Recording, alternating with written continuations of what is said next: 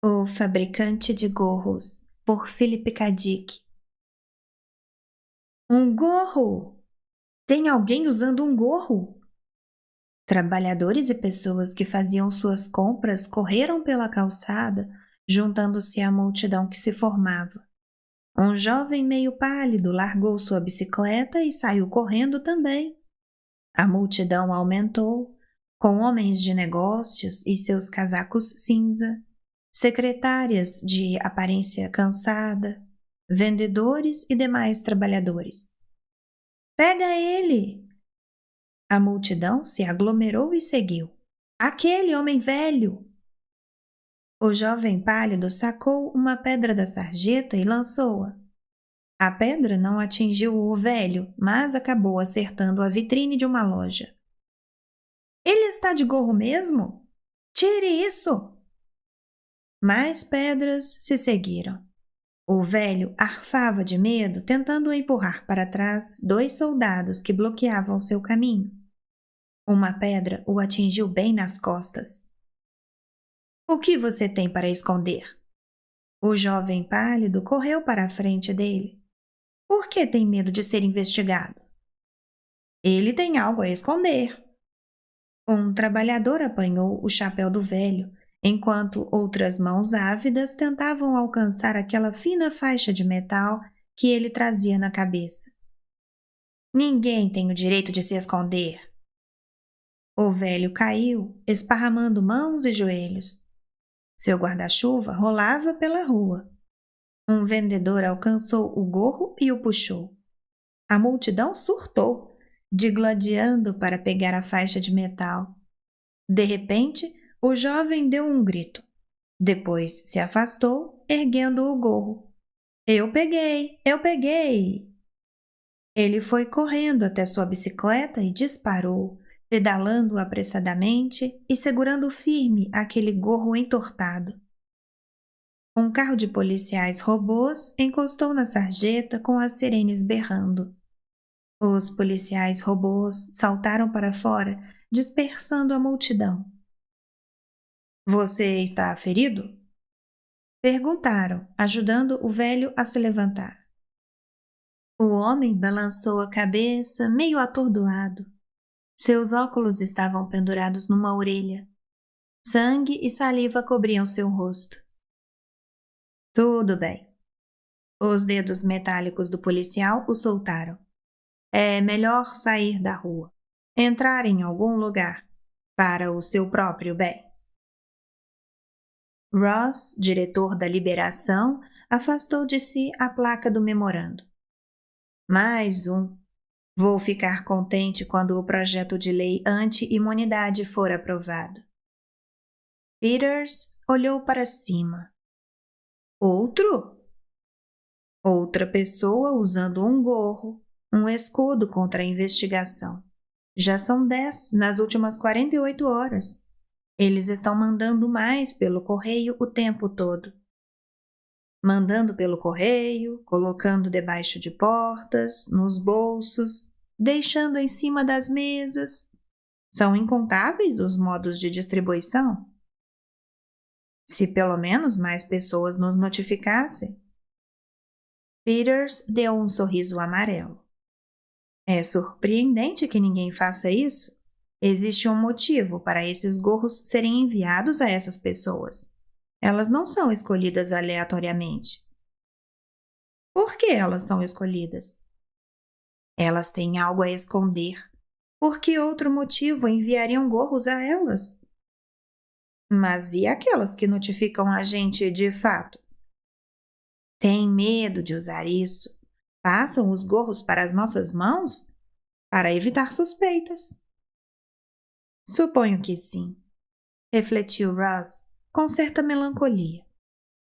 Um homem inocente não tem motivo para ocultar seus pensamentos.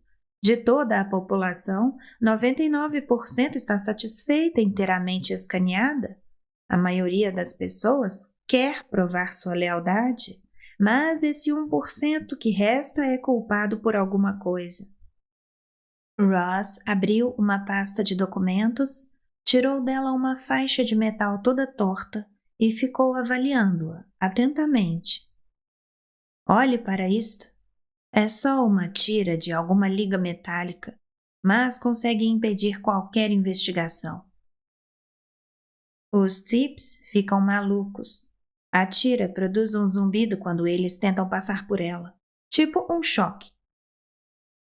Você já mandou amostras para o laboratório, claro. Não, não quero nenhum funcionário do laboratório inventando os próprios gorros. Já temos problemas o suficiente. Esse aí foi pego com quem? Ross bateu num botão em sua mesa. Vamos descobrir. Tenho que pedir um relatório para o TIP. A porta se dissolveu e um jovem, todo murcho, de cara pálida, entrou na sala. Ele viu a faixa de metal na mão de Ross e deu um sorriso leve e alerta. Vocês queriam falar comigo? Ross examinou aquele jovem. Cabelos loiros, olhos azuis. Um garoto de aspecto normal, talvez no segundo ano da faculdade. Mas Ross sabia mais do que isso. Ernest Abbott era um mutante telepata, um TIP, um entre as várias centenas de mutantes empregados pelo Departamento de Liberação para fazer investigações de lealdade. Antes dos TIPs, essas investigações eram meio caóticas. Juramentos, avaliações, grampos não eram o suficiente. A teoria de que cada pessoa deveria provar sua lealdade era válida, como teoria. Na prática, poucos conseguiam dar conta disso. Era como se o conceito de culpado até que se prove o contrário tivesse de ser abandonado e a lei romana restabelecida.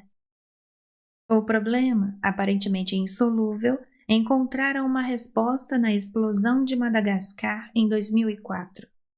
Ondas severas de radiação atingiram centenas de tropas localizadas na área. Das pessoas que sobreviveram, poucas produziram progenie depois. No entanto, das várias centenas de crianças nascidas dos sobreviventes da explosão, muitas demonstraram características neurológicas de um tipo radicalmente diferente. Um mutante humano entrara em existência, pela primeira vez em milhares de anos. Os TIPs surgiram por acidente, mas resolveram o problema mais urgente encarado pela União Livre: a detecção e punição de casos de deslealdade. Os TIPs eram inestimáveis para o governo da União Livre, e eles sabiam disso. Foi você quem pegou isto? Perguntou Ross, dando umas batidinhas no gorro. Sim, respondeu Abbott, com um aceno de cabeça. O jovem estava seguindo seus pensamentos e não as palavras que ele falava. Ross ruborizou, irritado. Como era esse homem? Perguntou ele cruamente. A placa do memorando não dá detalhes. Dr. Franklin é o nome dele, diretor da Comissão de Recursos Federais. Tem 77 anos. Estava aqui em visita a um parente. Walter Franklin. Já ouvi falar dele. Ross olhou para cima, encarando Abbott. Então você já... Assim que tirei o gorro, consegui fazer o escaneamento dele. Para onde Franklin foi depois do ataque? Para algum lugar fechado. Instruções da polícia. E eles chegaram?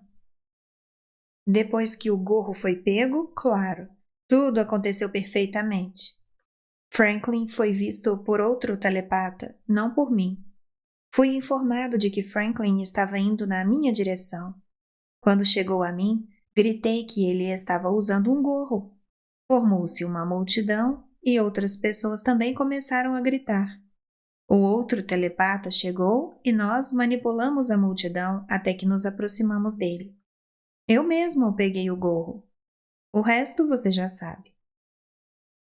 Ross ficou em silêncio por um momento.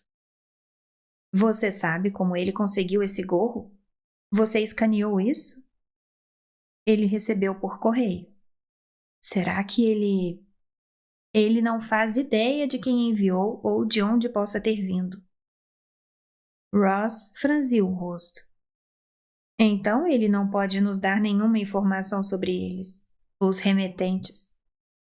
Os fabricantes de gorros, disse Abbott com toda frieza. O quê? Disse Ross olhando rapidamente para cima. Os fabricantes de gorros. Tem alguém encarregado de fazê-los. O rosto de Abbott estava inflexível. Alguém está fazendo proteções contra investigações para nos manter afastados. E você tem certeza? O Franklin não sabe de nada. Chegou à cidade ontem à noite. Hoje de manhã, sua máquina de correio lhe trouxe o gorro. Ele ficou pensando por um tempo, depois comprou um chapéu e o colocou por cima do gorro. Então saiu a pé em direção à casa de sua sobrinha. Nós o avistamos vários minutos depois, quando ele entrou em nosso alcance. Parece que tem mais dessas pessoas por aí esses dias. Mais gorros sendo enviados. Mas você sabe disso. Ross contraiu o maxilar. Nós temos que localizar os remetentes. Isso vai levar tempo. Aparentemente eles usam gorros o tempo todo. O rosto de Abbott se retorceu. Nós temos que chegar muito perto. Nosso alcance de escaneamento é extremamente limitado. De todo modo, mais cedo ou mais tarde vamos localizar um deles. Cedo ou tarde vamos tirar o gorro de alguém e chegar a ele. No último ano, 5.000 usuários de gorros foram detectados, afirmou Ross. Nenhum dos 5.000 sabe de nada. Não sabem de onde vêm esses gorros ou quem é que os fabrica. Quando somos mais numerosos, temos chances maiores de encontrar, disse Abbott sombriamente. Agora mesmo nós somos muito poucos, mas em algum momento... Você vai fazer a investigação do Franklin, não é? Peters perguntou a Ross. Como o procedimento normal? Imagino que sim. Ross fez um meneio de cabeça para Abbott. Você também pode seguir em frente com ele. Peça a alguém do seu grupo para fazer a investigação completa de praxe e verificar se não tem nenhuma informação de interesse enterrada na região neurológica não consciente dele. Os resultados devem ser reportados a mim, como de costume. Abbott pegou seu casaco. Dele, tirou uma bobina de fita e lançou-a na mesa diante de Ross. Aí está. O que é isso? A investigação completa do Franklin, de todos os níveis, tudo vasculhado e registrado. Ross encarou o jovem. Mas você... Nós seguimos em frente com ele. Abbott foi em direção à porta. É um bom trabalho. Foi o Cummings quem fez. Encontramos deslealdades consideráveis, mais ideológicas do que manifestas. Você provavelmente vai querer pegá-lo. Quando ele tinha 24 anos, encontrou alguns livros e registros musicais antigos. Foi fortemente influenciado por isso. A última parte da fita discute inteiramente a nossa avaliação das divergências dele. A porta se dissolveu e Abbott saiu. Ross e Peters ficaram encarando-o. Por fim, Ross pegou a bobina de fita e a colocou junto com o gorro de metal torcido. Vou me ferrar, disse Peters. Eles fizeram a investigação por conta. Ross deu um aceno de cabeça, absorto em seus pensamentos. E não tenho certeza se gosto disso. Os dois homens trocaram olhares e, ao fazer isso, souberam que do lado de fora do escritório, Ernest Abbott estava escaneando os pensamentos deles. Cacete! Disse Ross inutilmente. Cacete! Walter Franklin respirava afobado, espiando em volta. Com a mão trêmula, ele limpou o suor de seu rosto sulcado. No fim do corredor, ecoavam e tiniam sons emitidos pelos agentes da liberação cada vez mais altos. Ele tinha se afastado da multidão. Fora poupado por um instante. Aquilo acontecera 4 horas antes. Agora o sol tinha se posto e a noite se instaurava sobre a grande Nova York. Ele tinha conseguido atravessar metade da cidade, quase até a periferia, e agora havia um alerta público para prendê-lo. Por quê? Ele trabalhara para o governo da União Livre a vida toda. Não tinha feito nada de desleal. Nada, exceto abrir o correio da manhã, encontrar o gorro, ponderar a respeito daquilo e finalmente vesti-lo. Ele se lembrou da pequena etiqueta com instruções. Saudações. Este escudo contra a investigação lhe está sendo enviado com os cumprimentos do fabricante e o sincero desejo de que ele possa ter algum valor para você. Obrigado. Mais nada, nenhuma outra informação. Ele ficou matutando por um longo momento. Será que deveria usar aquilo? Ele nunca fizera nada. Não tinha nada a esconder, nada que fosse desleal à união. Mas aquela ideia o fascinava. Se usasse o gorro, sua mente seria só dele. Ninguém poderia ver o que havia lá dentro. Voltaria a pertencer a ele. Algo privado e secreto, para pensar como desejasse, pensamentos sem fim para o consumo de mais ninguém além dele mesmo. Por fim, tomou a decisão e colocou o gorro, acomodando seu velho chapéu de feltro por cima. Ele saiu e, num intervalo de 10 minutos, uma multidão estava gritando, berrando em volta dele. Agora havia um alerta geral para que fosse preso. Franklin se afundou no próprio cérebro desesperadamente. O que ele podia fazer? Iam levá-lo diante de um conselho de liberação. Nenhuma acusação viria à tona. Caberia a ele defender a si mesmo, provar que era de fato leal. Será que ele havia feito alguma coisa errada na vida?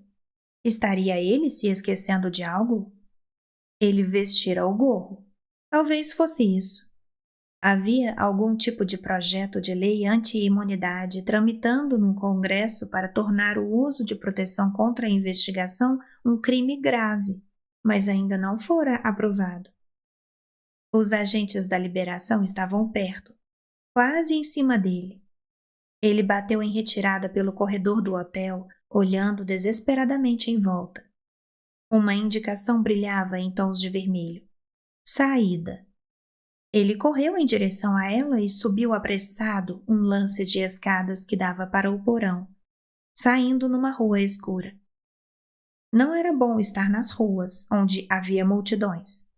Ele havia tentado ficar em algum lugar fechado o máximo possível, mas agora não tinha mais escolha. Atrás dele, uma voz esganiçada se pronunciou bem alto. Alguma coisa passou cortante e o deixou para trás, fazendo fumegar um pedaço da pavimentação. Um raio slam. Franklin saiu correndo, arfando em busca de ar. Virou uma esquina e desceu uma ruazinha. Pessoas olhavam curiosamente para ele, que passava em alta velocidade. Ele atravessou uma rua movimentada e foi se deslocando junto com um grupo agitado de pessoas que ia ao teatro. Será que os agentes o haviam visto? Ele espiou ao redor com certo nervosismo. Não tinha nenhum à vista. Na esquina, atravessou no farol. Chegou à zona de segurança ao centro, observando um carro da liberação que ia em direção a ele. Será que o tinham visto indo até a zona de segurança? Ele saiu dali tentando chegar à calçada na outra extremidade. O carro da liberação se lançou adiante repentinamente, ganhando velocidade. Mais um apareceu, vindo do outro lado. Franklin chegou à calçada. O primeiro carro foi aterrissando até parar. Agentes da liberação se aglomeraram do lado de fora, indo feito um enxame em direção à calçada. Ele estava encurralado. Não havia onde se esconder. Ao seu redor, pessoas que faziam compras com ar cansado e trabalhadores de escritório observavam com curiosidade, os rostos desprovidos de qualquer simpatia. Alguns sorriam na direção dele, num certo divertimento vazio. Franklin espiou os arredores freneticamente. Não havia nenhum lugar, nenhuma porta, nenhuma pessoa. Um carro parou na sua frente, deslizando as portas até abrir. Entre! Uma jovem garota se inclinou em direção a ele. Seu belo rosto revelava pressa. Entre, caramba! Ele entrou. A garota bateu as portas e o carro logo ganhou velocidade. Um carro da Liberação estava suspenso na frente deles, com toda a sua massa brilhosa bloqueando a rua. Um segundo carro da Liberação vinha atrás. A garota se inclinou para a frente, agarrando os comandos com firmeza. De repente, o carro se ergueu. Ele deixou a rua, ultrapassando os carros à frente e ganhando altitude rapidamente. Um clarão violeta acendeu o céu atrás deles. Fique abaixado, disparou a garota. Franklin se afundou em seu lugar. O carro se movia num arco bastante amplo, passando por cima das colunas de proteção de uma fileira de prédios. No solo, os carros da Liberação tinham desistido e dado meia volta. Franklin se recostou, esfregando a testa e tremendo.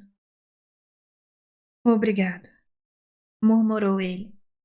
Não tem de quê. A garota aumentou a velocidade do carro. Eles estavam saindo da zona de negócios da cidade, passando por cima dos subúrbios residenciais. Ela dirigia silenciosamente, atenta ao céu que estava adiante. Quem é você? Perguntou Franklin. A garota lançou algo em direção a ele. Vista isso. Um gorro. Franklin desatou o objeto e deslizou-o de um jeito meio esquisito sobre a cabeça. Já está colocado. Senão, eles vão nos pegar com um escaneamento dos tips. Temos que tomar cuidado o tempo todo. Aonde estamos indo? A garota se virou para ele, avaliando-o com seus calmos olhos cinzentos, mantendo uma mão no volante. Vamos até o fabricante de gorros, disse ela. O alerta público contra você é de alta prioridade. Se eu te deixasse ali, você não duraria 1 hora. Mas eu não estou entendendo. Franklin balançou a cabeça, atordoado. Por que eles estão atrás de mim? O que eu fiz? Você está sendo enquadrado. A garota fez um contorno com o carro, traçando um amplo arco, com o vento assoviando estridente nas proteções e suportes do veículo. Enquadrado pelos tips. As coisas estão acontecendo muito rápido. Não há tempo a perder. O homenzinho careca tirou seus óculos e esticou a mão para Franklin, espiando, meio míope. Estou feliz em conhecê-lo, doutor. Acompanhei seu trabalho no conselho com grande interesse. Quem é você? Perguntou Franklin. O homenzinho sorriu timidamente. Sou James Scudder, o fabricante de gorros, como os tips costumam me chamar. Esta é a nossa fábrica, explicou, fazendo um gesto para mostrar a sala. Dê uma olhada. Franklin observou em volta. Ele estava num depósito, um antigo prédio de madeira do século anterior. Vigas gigantes, carcomidas por traças, se erguiam, todas secas e rachadas. O chão era de concreto. Luzes fluorescentes à moda antiga cintilavam e piscavam no telhado. As paredes estavam cobertas de manchas de infiltração e encanamentos salientes. Franklin se deslocou pela sala, com Cutter ao lado. Ele estava desnorteado. Tudo tinha acontecido rápido demais. Ele parecia estar fora de Nova York, num subúrbio industrial arruinado.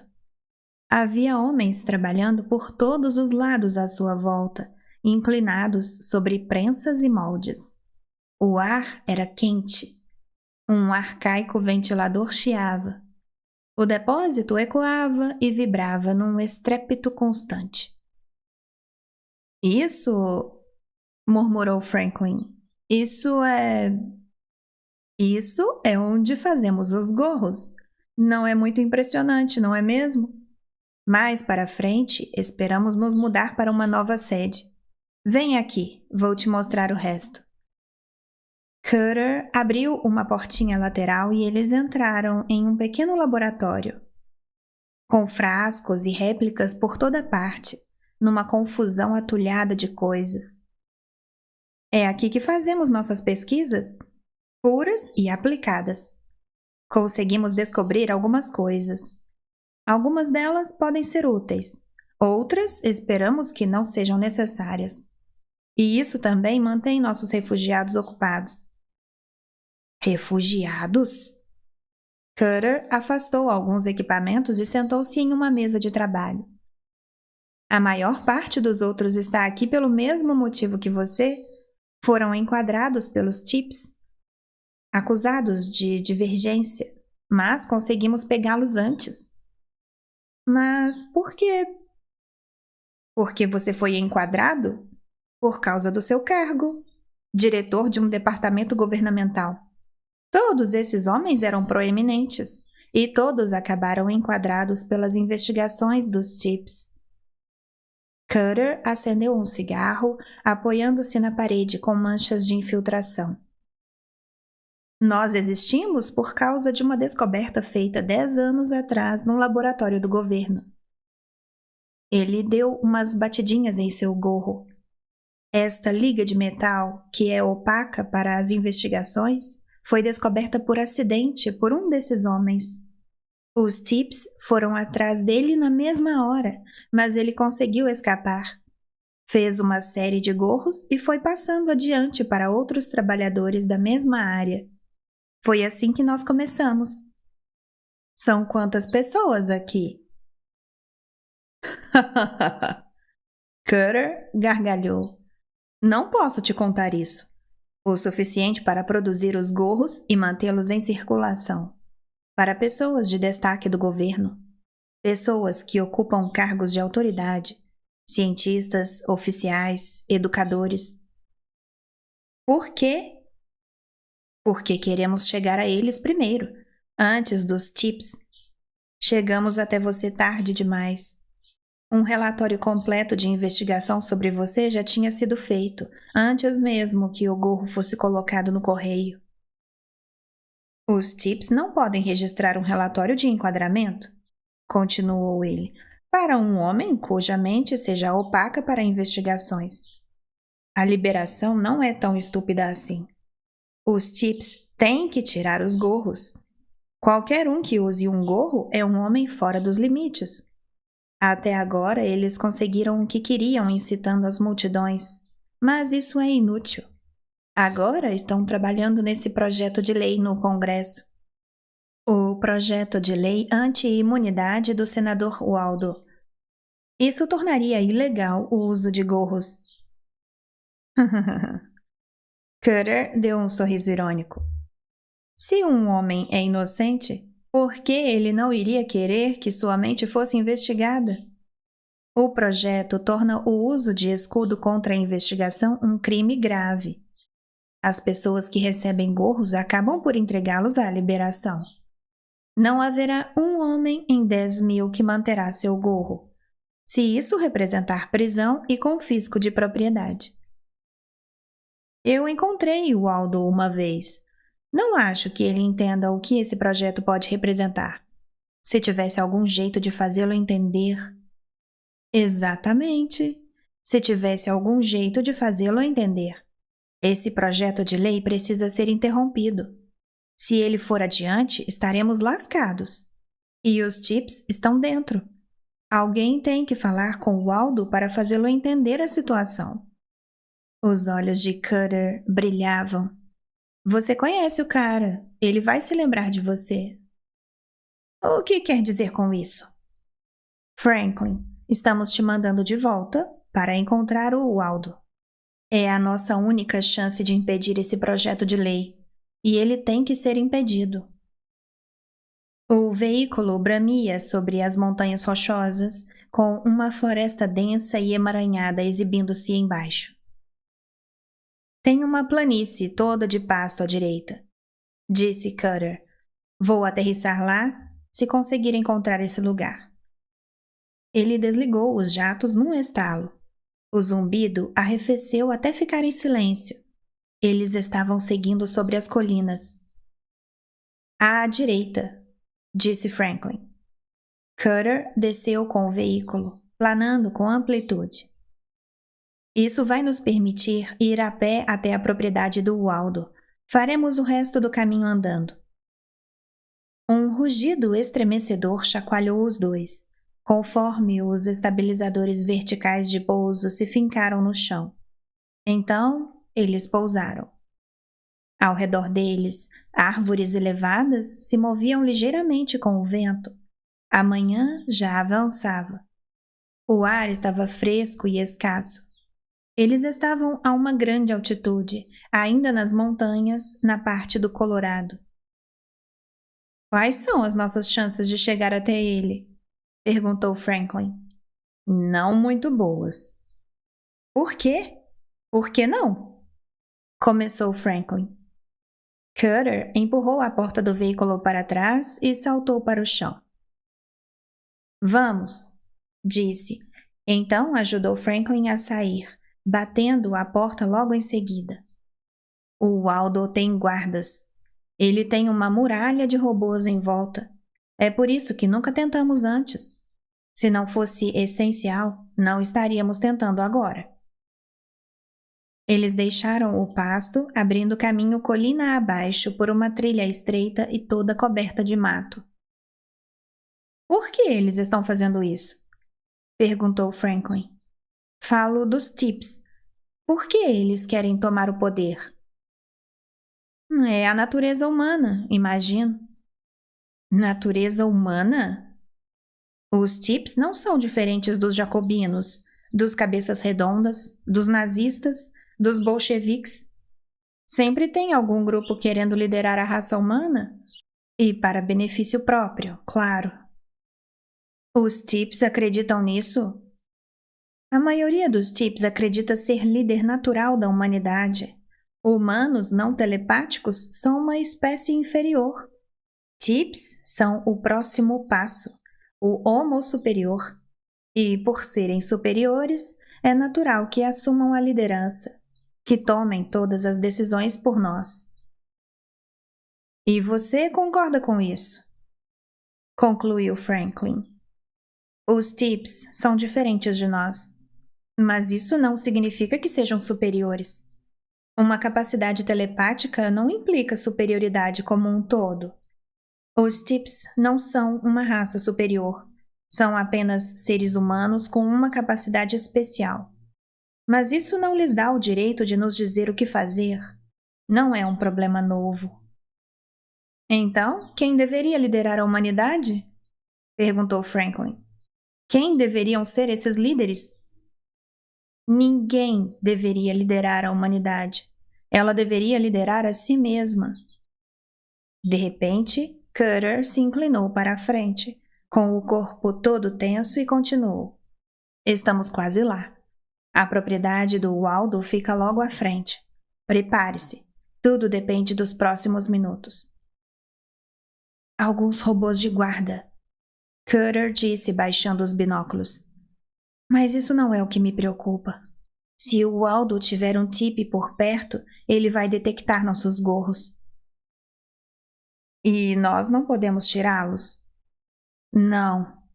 Todo o esquema acabaria vazando, passando de um tip a outro. Cutter avançou cautelosamente.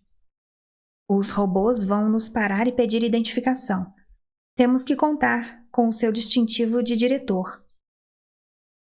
Eles saíram dos arbustos e cruzaram o campo aberto até os prédios que compunham a propriedade do senador Waldo. Saíram numa estrada de terra e seguiram-na, enquanto nenhum dos dois falava nada, apenas observavam a paisagem adiante. Parem! Surgiu um guarda-robô, atravessando o campo em disparada na direção deles. Identifiquem-se! Franklin mostrou seu distintivo. Tenho nível de diretor. Viemos encontrar o senador. Sou um velho amigo dele. Transmissores automáticos emitiram alguns cliques enquanto o robô avaliava o distintivo de identificação. Nível de diretor? Isso mesmo, confirmou Franklin, um pouco desconfortável. Saia do nosso caminho, ordenou Cutter com impaciência. Nós não temos tempo para perder. O robô se afastou com alguma incerteza. Desculpe por tê-lo parado, senhor. O senador está dentro do prédio principal. É só seguir em frente. Tudo bem. Cutter e Franklin foram avançando e deixaram o robô para trás. O rosto redondo de Cutter começou a suar. Conseguimos, murmurou ele. Agora vamos torcer para que não haja nenhum tip lá dentro. Franklin chegou à varanda. Foi subindo lentamente, com Cutter atrás dele. Na porta, ele parou e fitou o homenzinho. Será que eu devo... Vá em frente. Cutter estava tenso. Vamos entrar de uma vez, é mais seguro. Franklin ergueu a mão. A porta fez um clique brusco enquanto suas lentes o fotografavam e conferiam sua imagem. Franklin estava rezando em silêncio. Se o alarme da liberação tivesse chegado até ali, tão longe... A porta se dissolveu. Para dentro, disse Cutter apressadamente. Franklin entrou, olhando em volta naquela semi-escuridão. Ele piscou algumas vezes, ajustando a vista à luz vaga do saguão. Alguém estava vindo na direção dele. Uma forma bem pequena, que avançava rápido e com agilidade. Seria o Waldo? Um jovem todo murcho e de cara pálida entrou no saguão com um sorriso fixo no rosto. Bom dia, Dr. Franklin, disse ele. Então, ergueu sua pistola Slam e atirou. Cutter e Ernest Abbott encararam aquela massa esvaída que outrora fora o Dr. Franklin. Nenhum deles disse nada, até que finalmente, com o rosto lívido, Cutter ergueu a mão. Isso era mesmo necessário? Abbott se moveu, tomando consciência de si repentinamente. Por que não? Ele deu de ombros com a pistola Slam apontada para a barriga de Cutter. Ele era velho. Não teria durado muito no campo de custódia de proteção. Cutter tirou seu maço e acendeu um cigarro lentamente, com os olhos pregados na cara do jovem. Ele nunca tinha visto Ernest Abbott antes, mas sabia de quem se tratava. Ele ficou observando aquele jovem de cara pálida chutando com indolência os restos que estavam no chão. Então, o Waldo é um tip, disse Cutter. Sim. Franklin estava errado, então. Ele tem, sim, plena consciência de seu projeto de lei. É claro! O projeto de lei anti-imunidade é parte integrante da nossa atividade. Abbott balançou a ponta da pistola Slam. Tire o seu gorro. Não posso escanear você assim. E isso me deixa incomodado. Cutter hesitou. Ele derrubou seu cigarro refletidamente no chão e o amassou com o pé. O que você está fazendo aqui? Você geralmente fica em Nova York? É uma boa distância até aqui. Abbott sorriu.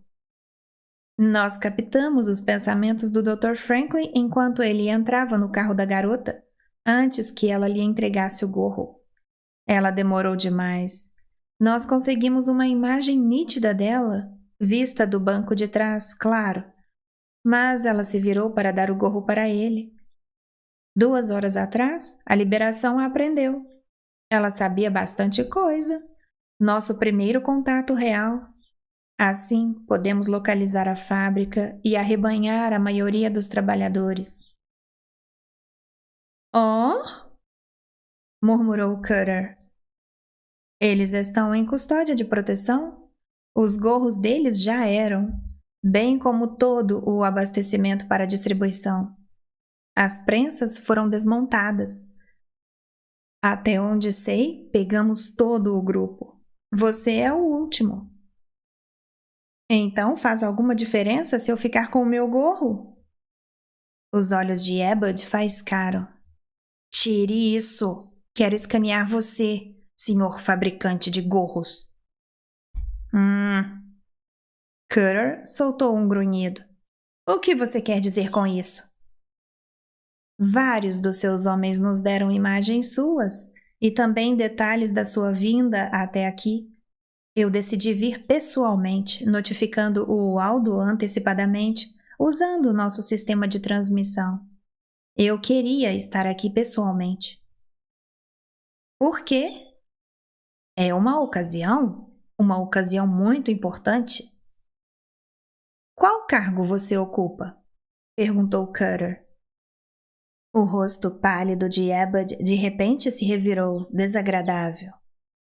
Vamos lá, tire esse gorro. Eu poderia te liquidar agora, mas quero escanear você antes. Tudo bem, eu vou tirar. Você pode me escanear se quiser. Pode esquadrinhar tudo o que puder. Cutter fez uma pausa, refletindo com sobriedade. É o seu funeral. O que você quer dizer? Cutter tirou seu gorro, jogando-o sobre uma mesa perto da porta. E então? O que você está vendo? O que eu sei? Que nenhum dos outros sabia? Por um momento, Ebud ficou em silêncio. De repente, seu rosto se contraiu. A boca ainda se mexia. A pistola Slam balançou. Ebud cambaleou com um violento tremor saltando de seus contornos empalidecidos. Ele ficou boquiaberto encarando Cutter, tomado por um horror cada vez maior. Só fiquei sabendo disso recentemente, disse Cutter, no nosso laboratório. Eu não queria fazer uso disso, mas você me forçou a tirar o gorro. Eu sempre considerei a liga metálica minha descoberta mais importante. Até que veio isso. De algumas maneiras, é algo ainda mais importante. Você não concorda? Ebud não disse nada. Seu rosto assumira um tom cinza doentio. Seus lábios se mexiam, mas nenhum som saía deles. Cutter continuou. Eu tive um palpite e o levei adiante até as últimas consequências. Eu sabia que vocês, telepatas, tinham nascido de um único grupo, oriundos de um acidente. A explosão de hidrogênio de Madagascar. Isso me fez pensar. A maioria dos mutantes que conhecemos se espalha por todo o universo pela espécie que atingiu o estágio de mutação, não por um grupo isolado numa região, mas no mundo todo, onde quer que a espécie exista. Danos ao plasma de origem de um grupo específico de humanos é a causa de sua existência. Vocês não eram mutantes no sentido de representar um desenvolvimento natural do processo evolutivo. Não seria possível dizer de jeito nenhum que o Homo sapiens tinha atingido o estágio de mutação. Por isso, talvez vocês não fossem mutantes. Eu comecei a fazer estudos, alguns biológicos, outros meramente estatísticos. Pesquisa sociológica. Começamos a correlacionar os fatos sobre vocês, sobre cada integrante do seu grupo que conseguíamos localizar. Qual é a idade de vocês? O que faziam para se sustentar? Quantos eram casados? A quantidade de filhos? Depois de algum tempo, deparei com os fatos que você está escaneando agora mesmo. Cutter se inclinou na direção de Ebud, observando o jovem atentamente, e prosseguiu. Você não é um mutante de verdade, Ebud. Seu grupo só existe por conta do acaso de uma explosão. Vocês são diferentes de nós por causa de danos ao aparelho reprodutor dos seus pais. Vocês não têm uma característica específica que os mutantes de verdade possuem. Um leve sorriso contraiu os traços de Cutter. Muitos de vocês são casados, mas nenhum nascimento foi relatado. Nenhum nascimento. Nenhuma criança TIP sequer. Vocês não podem se reproduzir, Ebud. Vocês são estéreis. Todo o seu bando. Quando morrerem, não vão surgir outros. Vocês não são mutantes. São aberrações. Ebud grunhiu com uma voz rouca, o corpo trêmulo. Eu estou vendo isso na sua mente. Ele se recompôs com algum esforço. E você guardou esse segredo, não foi? Você é o único que sabe. Mas alguém sabe, disse Cutter. Quem? Você sabe. Você me escaneou. E como você é um tip, todos os outros... Ebud disparou e a pistola Slam cavou profunda e freneticamente bem no meio dele mesmo. Ele se dissolveu, transformando-se numa chuva de fragmentos. Cutter se afastou com as mãos sobre o rosto. Ele fechou os olhos e segurou a respiração. Quando olhou de novo, não havia nada. Cutter balançou a cabeça. Tarde demais, Ebud. Não foi rápido o suficiente. O escaneamento é instantâneo e o Waldo está no alcance. O sistema de transmissão... E mesmo que eles não pegassem a informação de você, não podem evitar pegá-la de mim. Um som. Cutter se virou. Agentes da liberação entravam rapidamente no saguão, fitando aqueles restos no chão e olhando para cima em direção a Cutter. O diretor Ross protegeu Cutter relutantemente, confuso e tremendo. O que aconteceu? Onde... Façam o escaneamento dele, disparou Peters. Chamem um tipe aqui logo. Tragam o Waldo. Descubram o que aconteceu. Cutter sorria ironicamente. Claro, disse ele, dando um aceno de cabeça enquanto tremia. Estava fraquejando de alívio. Pode me escanear. Não tenho nada a esconder. Chame um tipe aqui para uma investigação, se é que vão conseguir encontrar algum.